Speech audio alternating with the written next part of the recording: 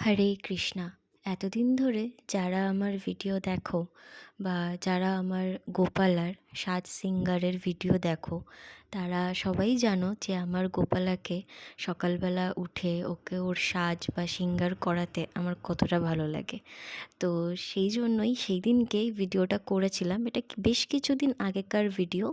তো এই সুন্দর সেই দিনকে ফার্স্ট টাইম এই সোয়েটারটা ওকে পরিয়েছি। আর আগেও বলেছি, আমার একটা বান্ধবী আছে বর্ষা, তো ও খুব সুন্দর সুন্দর এরকম উলের জিনিস বানায়। তো সেদিনকে ওই সোয়েটারটা আমাকে বানিয়ে দিয়েছিল, তো সেটাই ওকে ফার্স্ট টাইম পরাচ্ছিলাম।